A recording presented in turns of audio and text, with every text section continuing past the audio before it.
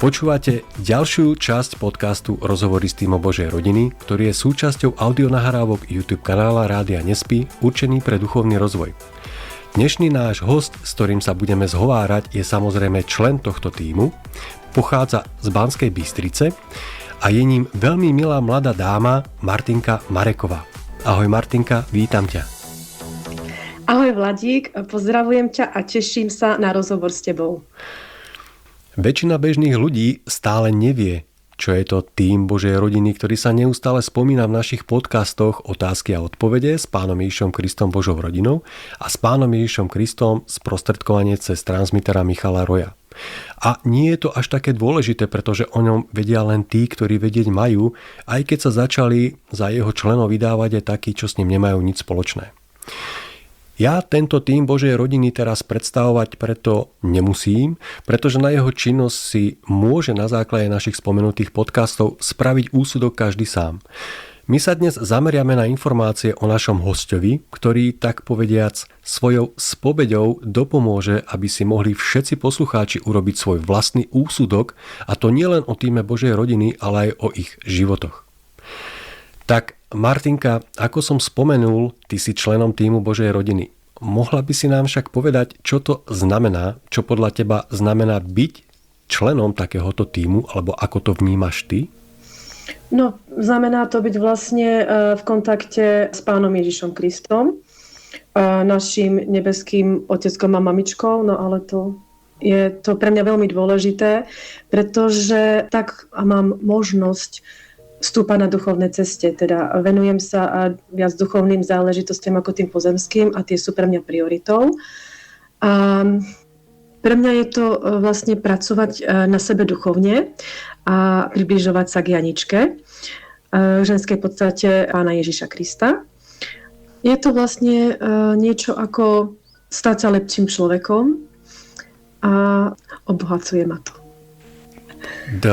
Nastala, keď vravíš o nejakom duchovnom živote, mala si nejaké nastavenie už od malička, odjak živa, alebo prišlo len v niektorom čase nejaké otvorenie mysle, že si uvedomila vlastne, o čom to všetko je a začala si sa meniť? Takže už vlastne v tom detstve som vnímala to prepájanie sa s Bohom ako dôležité. Zaujímavé bolo, pamätám si z detstva, že som sa modlievala večer 5 krát. A to bolo za mamičku, za otecka, za mňa, za sestru a ešte za celý svet. Hej, to bolo 5 krát, Otče náš. A taktiež sme teda boli vedení ako evanjelici, sme chodili do kostola. Takže som sa vždy ako napájala na Boha a verila som, ale toho pravého Boha som našla až keď som sa prepojila s Janičkou. A tedy som pochopila, o čom to všetko je a pochopila som, že jedine Pán Ježiš Kristus je tá správna cesta. A s Janičkou si sa ako vlastne spojila? Tak to bolo vlastne v roku 2021, keď už som bola po kolená v blate, by som povedala, a prechádzala som si svojou najťažšou skúškou životnou, kde už mi moja známa vraví, že už ti v tomto zmere nedokážem pomôcť, ozvi sa Janičke, pretože tam už boli od roku 2021 nejaké komunikácie a už od 2021 som prepojená s Janičkou, teda skrz, že som počúvala nové zjavenie. Keď som cestovala do práce autom a z práce, tak tam som si to počúvala a tam mi to začalo vlastne už pomaly akoby prepínať, že toto je niečo, čo ma zaujíma. Toto je niečo, čo dáva pravdu, dáva mi to zmysel a prehodnocovala som teda, či to je pravda, alebo to nie je pravda a nakoniec som sa proste priklonila k tomu, že áno, že v toto verím a že dáva mi to zmysel. Pán Ježiš Kristus, že Janička je vlastne podstata, ženská podstata. A cez tvoje detstvo si bola vedená rodičmi? Chodila si do kostola kvôli rodičom alebo kvôli tomu, že už vtedy si sama cítila? Alebo prečo impuls boli rodičia? Bolo to skôr, pretože moji starí rodičia teda boli z dediny a malo to spojenie aj tým, že do kostola sa chodilo každú nedeľu, ale hlavne sviatky. Takže tým, že sme trávili sviatky a Vianoce, hlavne Vianoce u starých rodičov, tak sme vždy chodili do kostola. A tam nám sa veľmi nechcelo, pretože rozprávky samozrejme išli v televízii. ale samozrejme, že v kostole dávali darčeky a balíčky, tak nás vždy nahovorili, že dostanete nejaký balíček, ak pôjdete, takže vždy nás ako dostali do toho kostola. Mám ako príjemné spomienky z toho, že to bolo vždy ako zasnežené obdobie toho môjho života, že som tam ako vnímala ten sneh a ten sneh vrzgal, keď sme sa vracali už z kostola uzimený domov, tak vrzgal pod nohami. Takže má to na mňa ako také príjemné. Príjemne to, akože si to spomínam si na to s radosťou, že proste človek ešte prežíval tie Vianoce inak ako už v tej dnešnej dobe. No, aj keď samozrejme teraz už do kostola nechodím. Ako vnímala tvoja biologická rodina, alebo lepšie povedané, ako vníma tvoja biologická rodina to tvoje také duchovné prebudenie? No, bolo to ako, je to náročnejšie, čo sa týka biorodiny, pretože ja som prepojená s Janičkou a vnímam to znútra a viem, že to je tá správna cesta, kdežto ostatný okolitý svet to vníma úplne inak a je naozaj náročné to niekedy vysvetliť, pretože to sa ani vysvetliť nedá. Nedá sa to vysvetliť, no a tým pádom samozrejme, že ma berú ako nejakú sektárku pre rodičia a nie je to niečo, akože, čomu by som sa ako mala venovať, ale obidvaja rodičia to rešpektujú, takže nechajú ma žiť si svoj život a vždycky mali vo mne tú dôveru, vždycky som bola proste to, čo som vnímala, že robím, tak robím správne, tak nechávajú to otvorené a príjmajú to tak, ako to je. Keď si predstavím moju sestru, tak to ako musím sa smiať, hej, že zase nejakého pána Ježiša Krista. Predtým to bolo niečo ako Brahma Kumaris, to som ako chodila vlastne na modlitby, no to neboli modlitby, bola to vlastne spirituálna škola v Anglicku. No a tým, že som hľadala toho Boha, tak som nikdy sa necítila komfortne vo všetkom, čom som si prechádzala, ale keď som sa vlastne prepojila s Janičkou, tak som konečne pochopila, že to je to, čo som hľadala celý život. A to je to, čo proste vždycky som mala ten pocit sa niekde k niekomu pripojiť a niečo vlastne, niečo robiť, niečo niekde patriť.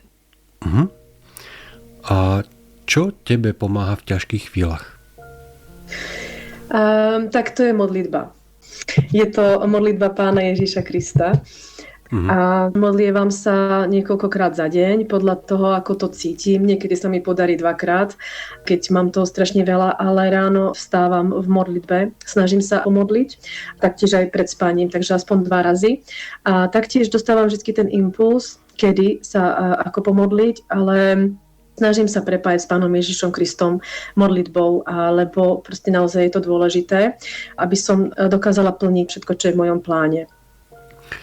Zažila si vo svojom živote niečo, alebo mala si vo svojom živote nejakú situáciu, udalosť, ktoré by si spozorovala svoje také duchovné nastavenie alebo takú duchovnú intuíciu?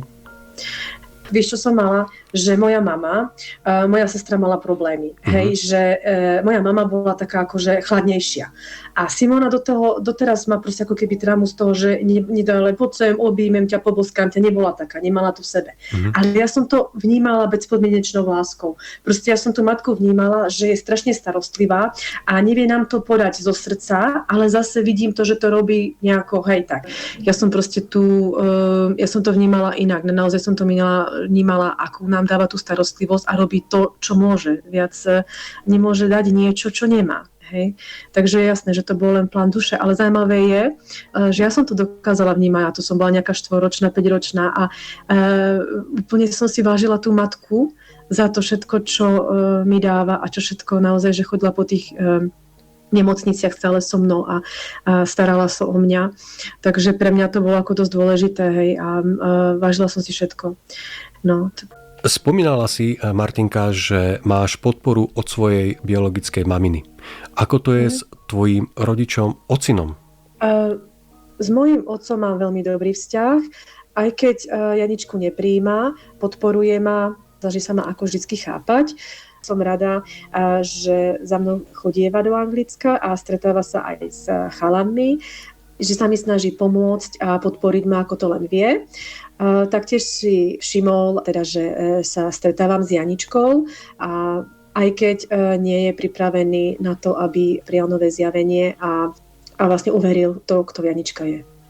Čiže neverí v prirodzenosť, ženskú prirodzenosť. Pána Ježiša Krista, ale myslím, že má dobré srdce a vníma veci v okolí, snaží sa hľadať tú pravdu, vie, že veci sú vlastne vo svete pokrútené, že nepravdy sa stávajú pravdami a naopak. A neverí vo vakcíny alebo počkovania a snaží sa viesť zdravý životný štýl a cvičiť, nie z chemikálie. Takže je svojím spôsobom prebudený a snaží sa ísť aj tou duchovnou cestou, aj keď o tom ešte asi tak veľmi nevie. A kedy u teba nastalo prvé prepojenie s Jankou Kyslíkovou?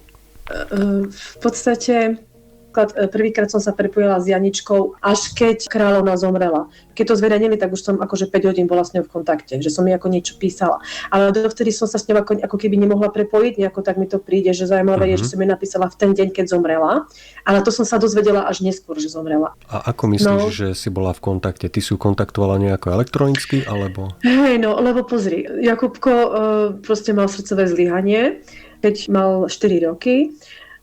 Filip mi volal, že aby som prišla, pretože proste, že ho treba, že bude musieť ísť do nemocnice, že mu robili prvú pomoc a že volajú helikoptéru, že ho berú helikoptérou. Tak som sa mužka nechala doma, mame, a utekala som priamo na miesto činu, kde už bolo kopec sanitiek a policajtov. No a Jakubka sa vlastne podarilo oživiť záchrankou, ale uspatý bol prevezený do nemocnice. No a tam vlastne sme prežili asi 6 týždňov, čo boli veľmi náročné. Jednak, že tam začal aj ten súd, že Filip ma v tom čase zobral aj na súd. Tam tiež sme sa vlastne dozvedeli, že Jakubko bude mať vysoký stav postihnutia, bude na vozíku a bude mať problémy, poruchy reči, poruchy sluchu, očí. Nevedeli vôbec, že vlastne ako z toho vyjde. To obdobie bolo teda veľmi náročné, pretože sa mužko mal vtedy len 8 mesiacov. To je prvýkrát, čo som ho nevidela týždeň, teda že ostal s mamou. Som týždeň bola vlastne len v nemocnici ten prvý týždeň, čo Jakubko bol celý čas vlastne v umelom spánku a čakalo sa, kedy nastane čas prebudenia. Takže to by som povedala, že toto bola asi jedna z najťažších skúšok, ktorou som si v živote prešla. Keď som dostala informáciu, že vlastne bude na vozíku a nebude vlastne schopný nič robiť, pripravovali ma na to, tak som tomu vôbec neverila a hneď som si proste povedala, že to bude v poriadku. Vtedy mi veľmi pomáhala aj Jaroslava Šafratová, ktorá vlastne povedala, že bude v poriadku, že sa nič nemusím báť. Tak keď som začala vyličovať, no ale vravia, že bude mať akože vysoké postihnutie, tak vlastne zase zopakovala, že to bude fajn, proste to zvládne a ja som mala silnú vieru. Proste som si to ani len dokázala predstaviť, že by som mala mať dieťa, ktoré bude mať taký vysoký postih. A proste každý deň som verila tomu, že proste on sa proste postaví na tie nohy a bude zase fungovať ako predtým. Čo sa vlastne nakoniec stalo, on začal pomaly chodiť, začal príjmať potravu, prehltávať, videl, vnímal, vedel obi dva jazyky, slovenský aj anglický. Takže viac menej sa dostával do normálu, čo bol vlastne zázrak, pretože magnetická rezonancia teda naozaj ukazovala, že bude mať vysoké poškodenia. No a tomu vlastne potvrdila aj potom Janička, ktorá povedala, že moja viera by bola síce silná, ale nestačila by v to, čo sa stalo v jeho zdravotnom stave a že muselo sa mu teda pomôcť. Čiže ty si Janku Kyslíkovú kontaktovala na základe tejto udalosti? Vtedy si s ňou ešte nebola v kontakte? Dovtedy som s ňou nebola v kontakte a s Janičkou som sa spojila, keď som bola vlastne v súdnom procese o deti. Keď som bola v nemocnici, tak môj ex-priateľ sa veľmi bál, že o deti príde, pretože on apeloval, aby mal Jakubka v ten deň, čo sa mu stalo srdcové zlyhanie. No tým pádom, že sme sa dostali do tejto situácie, sa veľmi bál, že príde o deti. A tak sa porozprával s právničkou a tá mu odporúčila, aby vlastne ma udal, že chcem uniesť deti na Slovensko. A tým pádom súd, ktorý normálne čaká aj pár mesiacov na to, aby sa dostal na súdne konanie, sa hneď o túto situáciu zaujímal a pozvali ma na súd zo dňa na deň, čo už bolo koniec toho pobytu v nemocnici. A teraz som si musela prejsť tým súdom, kde ma on začal obviňovať, že ja som nejako zanedbala zdravotnú starostlivosť, že som mu dávala homeopatika a to malo súvisť s tým, prečo mal to srdcové zlyhanie, čiže všetku vínu začal hádzať na mňa. Takže vlastne ja som sa k Janičke dostala už keď sme boli v súdnom procese. Bolo to naozaj veľmi náročné a vtedy už som naozaj nevládala ako kde a vyslovene to bolo už proste cez moje sily. A mala som pocit, že ako naozaj, že to už ako neunesiem toto všetko. Do toho som stratila aj prácu, pretože som sa venovala Jakubkovi po prepustení z nemocnice, takže som bola bez práce, čo som si urobila aj veľa dlhov. A Janičke som volala kvôli tomu súdnemu procesu a to bolo vlastne prvé naše prepojenie a komunikácia. Čiže tieto stavy, ktoré sa ti stali, tieto všetky udalosti sa ti udiali ešte predtým, ako si spoznala Janičku a stala si sa členom týmu Božej rodiny? Áno. Stalo sa to predtým a taktiež vnímam, že tým, že som ešte nebola prepojená s Janičkou, ale som to už asi mala v pláni duše, tak vnímala som to, že ten datasystém nespal a snažil sa to čo najviac proste pokaziť, čo najviac mi to znepríjemniť a stiahnuť ma ako keby dole na dno. Aby sme sa lepšie zorientovali, spomenula si meno Filip a spomenula si aj svojho syna. Ty máš teda synčeka a máš aj muža? Ja som odišla od môjho ex-partnera mesiac predtým, ako Jakubkovi sa zastavilo srdce. Ja som žila s mamou v jednoizbovom byte s Jakubkom a so Samuelom. Jakubkovi je teraz 7 a Samkovi sú 3 roky. Ale v stave, keď Jakubko vlastne mal srdcové zlyhanie, tak mal 4 roky. A obidvoch synov máš s jedným mužom? Áno, s Filipom. A ak by som sa mohol spýtať, ako vyzeral v skratke tvoj život z detstva, až pokým si teda nekontaktovala alebo sa nespojila s Jankou Kyslíkovou? Začiatky samozrejme sú zo Slovenska. Na Slovensku som žila až do svojich 19 rokov. Čo si pamätám z detstva, tak to je vlastne tá bezpodmienečná láska, ktorú som mala k svojej matke. Keď mamina nebola až tak nejaká veľmi, čo sa týka objatia alebo boskania, a nemala to vlastne dané od svojej matky, tak som vnímala, že ako keby bola chladnejšia. Ale za to je veľká starostlivosť a to, čo všetko si so mnou prešla ako s chorým dieťaťom, tak dokázalo vlastne nahradiť to všetko, čo som teda nedostala, ale na druhej strane naozaj som vnímala tu jej pomoc a tu jej veľkú lásku, ktorú ku mne mala. No, ako dieťa som mala problém s obličkou a ako 4-ročnej mi museli obličku vyoperovať, čiže mám len ľavú obličku, ktorá sa vlastne zväčšila a prebrala úlohu za obidve obličky. Takže celé to detstvo bolo, by som povedala, aj o takých tých zdravotných problémoch. Mala som aj veľké astmy a problémy s dýchaním. Takže moja mama tam bola pre mňa stále, naozaj poznala každý ten papier, a to bol teda veľký fascikel zdravotného záznamu. A keď sme chodili na kontroly, tak ukazovala všetkým doktorom, toto je z tohto termínu, toto všetko proste bola ako vyslovene môj zástupca. Môžem povedať, že odvedla veľmi dobrú prácu. Takže tam som ako vnímala v detstve, že mala som tam aj veľa tých zdravotných problémov, ale za to som mala pekné detstvo a vždycky teraz sa vraciam do spomienok hlavne na tie všetko pozitívne.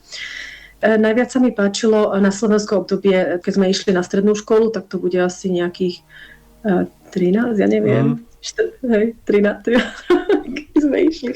No skončila som ako 19-ročná, tak asi ako 15-ročná, hej, vyrátajme si to. To bolo ako najlepšie obdobie. Dostala som sa na strednú zdravotníckú školu v Banskej Bystrici a študovala som teda odbor všeobecná sestra.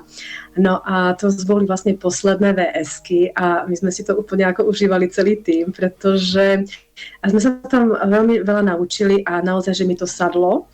Veľmi sa mi páčili hlavne predmety ako ošetrovateľstvo alebo prvá pomoc, všetko také zaujímavé veci sme sa učili a už ako 15-ročné sme chodili na prax, takže som si zažila asi 3 pôrody 15-ke, hej, takže som mala trošku rešpekt, hej, potom s tými mojimi. No a prax sa ma veľmi bavila, pomáhať ľuďom. A v toho času hľadali dobrovoľníkov na oddelenie detskej kliniky pre dlhodobo hospitalizované deti. Takže koľkokrát sa stalo, že tieto deti z nejakých dôvodov boli hospitalizované bez svojich rodičov a dlhodobú hospitalizáciu ťažko znášali. Takže hľadali zdravotníci pomocníkov alebo niekoho, kto by dokázal sa tým deťom venovať. Tak som sa prihlásila ako dobrovoľníčka a vo svojom voľnom čase som takto vypomáhala týmto deťom a stretávala som sa naozaj s deťmi, ktoré mali leukémiu a ktoré to naozaj ako ťažko znášali. Takže boli veľmi radi, keď som napríklad na tú hodinku prišla a venovala sa tým deťom, ale väčšinou som mala len jedno dieťa na starosti, kreslili sme spolu, hrali sme sa a bola som veľmi rada, že takto môžem pomáhať, no bolo to aj náročné, pretože pamätám si na jedného chlapčeka, ktorý dosť často plakával, keď som odchádzala, pretože mu to bolo ľúto, že už sa tam nikto s ním nebude.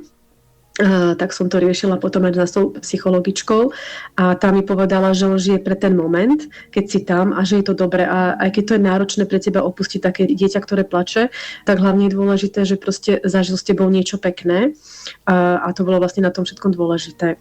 No a taktiež počas toho štúdia na strednej škole som robila dobrovoľníčku aj v detskom domove.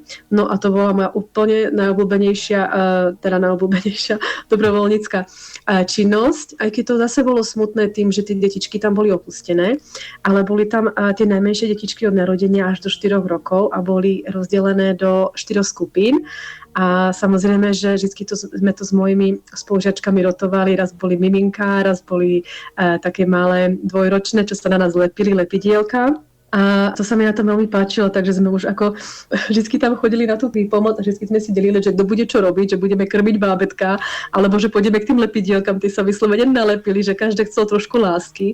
Takže tie obdobia boli pre mňa také vďačné, že veľmi rada som takto vypomohla a dala takú lásku deťom, ktoré proste naozaj ju potrebovali. Spýtam sa ťa, pracuješ ako zdravotná sestra, baví ťa tvoja práca? Áno, veľmi ma baví moja práca zdravotnej sestry. Momentálne pracujem ako komunitná sestra a jazdím k pacientom, ktorí majú problémy viac menej zažívacieho traktu a nie sú schopní príjmať potravu ústami.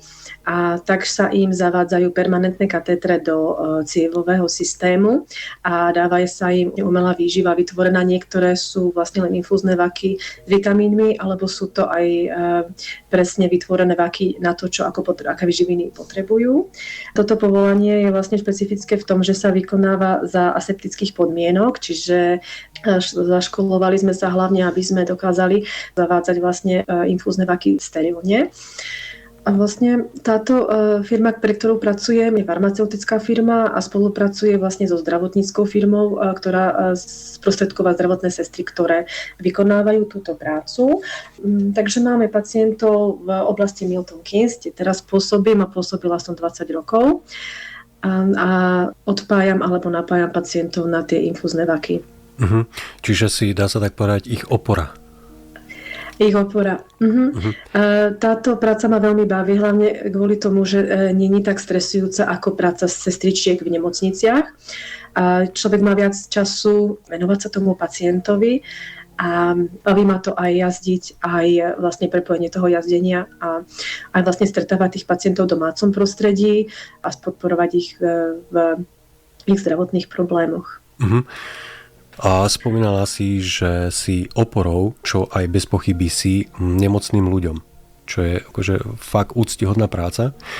Spomínala si tiež, že máš aj chorého synčeka. Spomínala si, že si odišla od svojho manžela alebo priateľa a si sama a v zahraničí.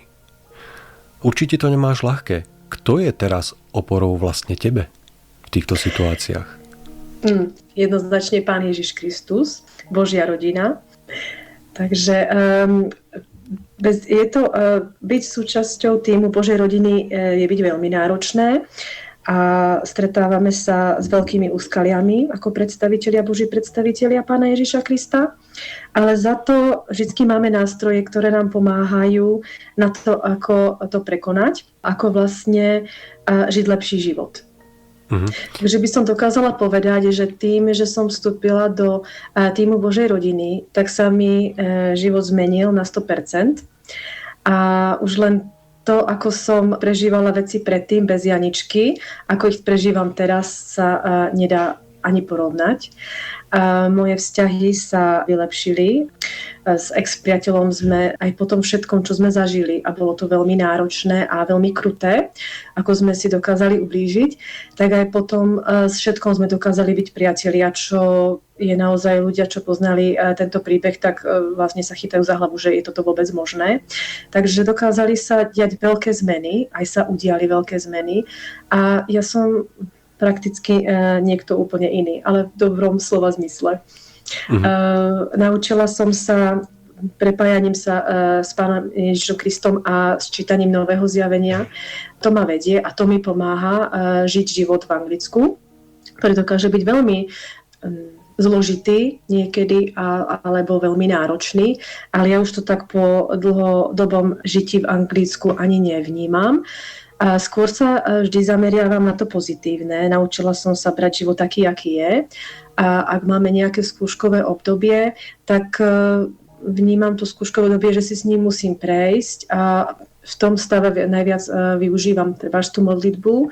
A veľmi si uvedomujem, že prepájanie s Pánom Ježišom Kristom a čítanie Božieho slova je priorita, je to na prvom mieste a naozaj vnímam to, že keď som aktívna a snažím sa, tak aj duchovne stúpam a približujem sa tým Janičke a samozrejme ak by som náhodou polavila, tak tiež sa to dokáže odzrkadliť v mojom živote. Takže veľmi rada sa prepájam vlastne s Božou rodinou, aj s členmi, aj s tímom a vediem komunikáciu na duchovnej báze. Je to pre mňa ako živá strava, potrava. Stretávaš sa ešte s výsmechom? No tak to už ani nie, ale úprimne povedané, mňa by to ani nejako nezaskočilo, kebyže sa mi niekto smeje, že niečomu takémuto verím, pretože je to pre mňa prirodzené. Je to niečo, ako keby či som sa naučila žiť a bez čoho nedokážem žiť. Lebo niektorí členovia týmu Božej rodiny na základe rozhovorov zažívali výsmechy alebo hlavne výsmech okolia z toho dôvodu, že zrazu sa zmenili. Zrazu začali veriť, zrazu začali byť iní, zrazu začali byť duchovnejší a tomu okoliu to vadilo. Lebo odchádzal od nich buď priateľ, alebo bol zase výnimkou. Čiže sa mu začali vysmievať a väčšinou odsudzovať. Stretla si sa aj ty s takýmto niečím na Slovensku? Nemám toľko veľa priateľov a tým, že som sa naozaj zaoberala veľmi závažnými vecami v Anglicku, tak som ani nemala taký ten pocit, že by som niekoho stratila. Ale tí ľudia, ktorí ma poznajú aj vlastne potom, ako som prijala Pána Ježiša Krista do svojho srdca, tak zistili alebo si všimli veľké zmeny, ktoré sa udiali v mojom živote. A vnímajú to, aká som. A vnímajú proste dobrosť a srdečnosť, láskyplnosť, že sa snažím pomáhať a že proste neodsudzujem. Takže vnímajú tie zmeny a hlavne si to všíma môj ex-priateľ, ktorý vidí tie zmeny a je proste rád, že som teraz zmenená k lepšiemu. No, tak... Dobre. Je ešte niečo, čo by si chcela spomenúť, alebo ťa niečo ťaží, alebo by si chcela, aby sa ostatní dozvedeli? Chcela som ešte dopovedať, ako si vravel, že na tom Slovensku maturita prebehla veľmi dobre. A ja som bola v čase rozhodovať sa, či chcem teda pokračovať v štúdiu, alebo chcem niečo iné. A toho času prišla sestrina kamarátka z Anglicka a vravela, že ostane cez prázdniny na Slovensku, ale že koncom prázdnin sa vracia naspäť do Anglicka. A tak to ma veľmi zaujalo. A keď som si požiadala o papiere, aby som urobila skúšky na dentálnu hygienu ako hygienička, taktiež som uvažovala možno, že by som odišla do Anglicka, čisto preto, aby som sa naučila po anglicky. Takže prvý rok v Anglicku bol naozaj veľmi náročný. Cudzia krajina, všetko bolo úplne nové pre mňa.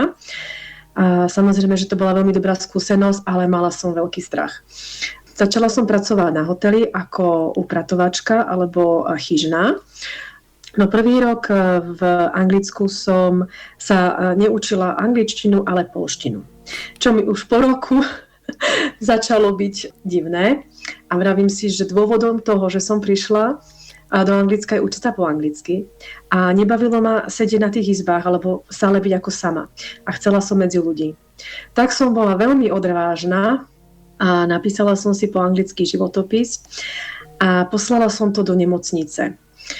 Samozrejme, keď si prečítali môj životopis, tak hneď ma brali na interviu a dostala som sa na pohovor s koordinátorkou A&E, čo je vlastne úrazové, ktorá o mňa mala velikánsky záujem, pretože som do CVčka samozrejme napísala odber krvi, EKGčka, naozaj som bola super vyškolená. No problém nastal vtedy, keď zistila, že neviem po anglicky aj po roku existovania v Anglicku, ale nedokázala mi povedať nie, pretože videla vo mne veľké kvality. Tak sa dohodla so svojou spolupracovníčkou, že dobré, že ma zoberú, ale že nebudem pracovať na úrazovom, ale že budem proste chodiť a vypomáhať zdravotným sestram a oddeleniam, ktoré to potrebujú. A vlastne takto som sa naučila komunikáciu v angličtine. No, bolo to veľmi náročné. Áno, chodila som s plačom domov. Ja som vôbec nevedela, kto čo rozpráva, čo vlastne myslí, a trikrát zopakuj. Ale akože zvládlo sa to. Pomohlo mi to vlastne pokračovať ďalej v kariére sestry. Čiže ty si do Anglicka prišla ako slobodná bezdetná. A tvoj život manželstva, teda skúsenosti s manželstvom a pôrody nastali až v Anglicku? Ako to začalo? Áno.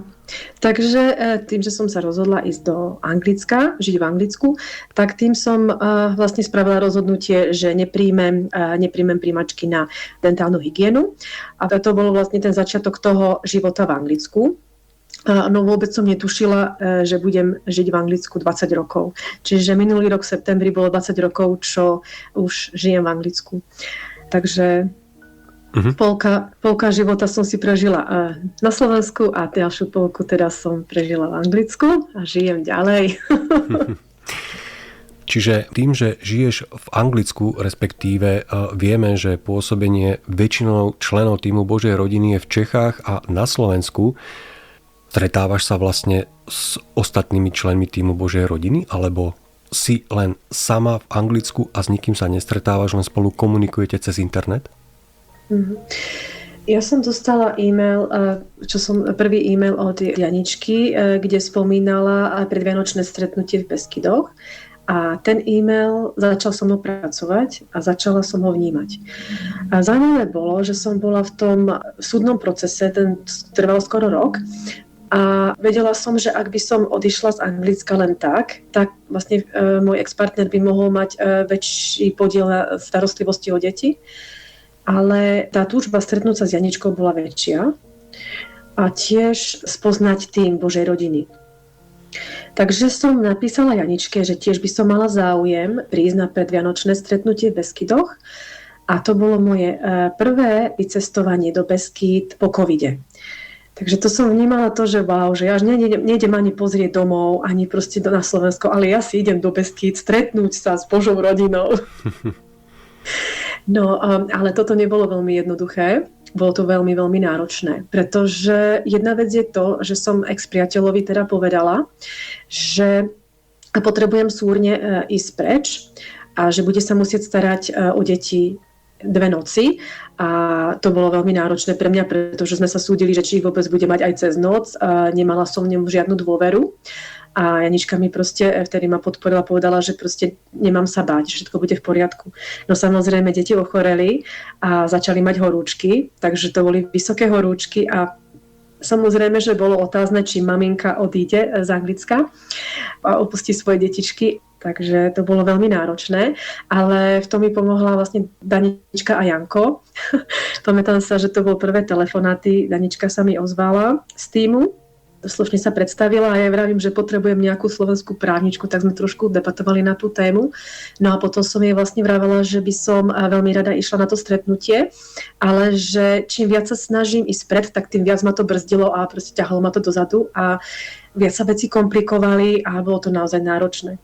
Tak druhýkrát, keď som sa s ňou dohodla na telefóna, tak už tam nebola len Danička, ale vravela, že si privolá Janička. Takže to bolo veľmi, veľmi zaujímavé. Ja som išla, mame som povedala, mami, musím ísť kúpiť niečo do obchodu, hej, aby som proste nerozprávala s Božou rodinou pred mamou, že kto čo. Tak som sedela v aute, to sa pamätám a vravím mi, moja sestra mi zobrala pas, ale našťastie, že mi zobrala ten nepravý, ona nevie, že mám ešte nový, toto je len proste ako starý. A vždycky som proste s niečím vyšla a oni už dvaja už nevedeli, že čo. A ja vravím, no ale proste ako stále chcem ísť, proste teraz, buď tie deti boli choré, ešte do toho proste vždycky sa tam niečo zamontovalo a do poslednej chvíľky človek nevedel, či ja vôbec ako naozaj priletím, hej. Ale musím povedať, že tá túžba bola poriadna a vravím, že veľmi, veľmi sa chcem prepojiť a veľmi som sa tešila na Janičku a na celý tým.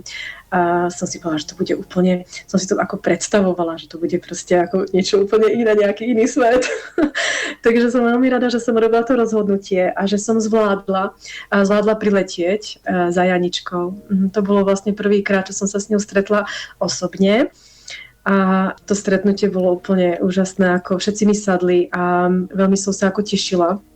A dokázala som už, dokonca som bola nejako pripravená, už predpripravená stretnúť sa s tímom, pretože už som dokázala vnímať konverzie a som sa pýtala Janičky, tak mi vysvetľovala, že to sú bytosti, že my sme vlastne svetelné portále pre bytosti, ktoré odchádzajú do limba. A záverečná moja posledná otázka, Martinka, ktorú pokladám každému hostovi. Ako by si chcela nazvať tento náš podcast? Akú tému by si mu chcela priradiť? Alebo čo by si chcela svojim poslucháčom odkázať na záver? Chcela by som všetkým popriať, aby zvládali svoju duchovnú cestu najlepšie ako vedia a aby sa nevzdávali, pretože máme tu náročné skúšky a je veľmi náročné, čím si prechádzame, ale za to máme tú podporu. Každý máme svoje dary a talenty a to je vlastne najdôležitejšie, keď príjmeme plán duše, príjmeme to, že veci sa dejú, pretože je to tak najlepšie pre nás, tak sa to lepšie dá zvládnuť, teda byť v nadhľade. Takže chcela by som všetkých podporiť, aby sa nevzdávali vo svojej náročnej práci a tým vlastne budeme sa môcť presunúť čoskoro všetci do limba.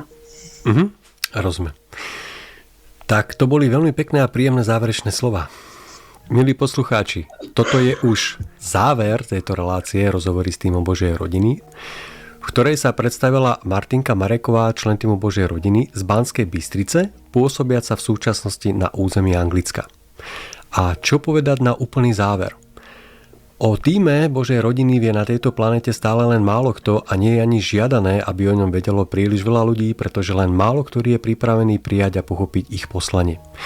Môžete ich však stretnúť v obchodnom dome na nákupoch, v autobuse či vo vlaku pri cestovaní, na Facebooku alebo kdekoľvek na ulici. Žijú bežný život ako ktokoľvek iný na tejto planéte, majú bežné starosti či trápenia ako hociktorý iný, ale jedno majú spoločné. Milujú Pána Ježiša Krista, Božiu rodinu, prijímajú jeho novú prirodzenosť, praktikujú knihy nového zjavenia ako jedinú pravdu v tomto čase vo svojich bežných životoch. A každý z nich je pripravený a ochotný pomôcť každému z vás na duchovnej ceste. To bol teda náš hosť Martinka Mareková, člen týmu Božej rodiny, ktorému úprimne ďakujem za to, že nám aj ona dovolila nahliadnúť do jej života a mohli sme sa tak dozvedieť, aký je to život takéhoto člena týmu Božej rodiny v ženskom pohlaví. Prajem jej, ako aj vám, všetkým milí poslucháči, veľa pravdivých informácií. Lúčim sa s vami a pevne verím, že si vypočujete aj ďalšie naše rozhovory s členmi týmu Božej rodiny, ako aj podcasty Otázky a odpovede s pánom Ježišom Kristom Božou rodinou a s Michalom Rojom. Tak teda Martinka, ahoj, lúčim sa a všetkých vás srdečne pozdravujem. Ahoj Vladík, som veľmi rada za tento rozhovor, lúčim sa s tebou a pozdravujem všetkých poslucháčov Rádia Nespí.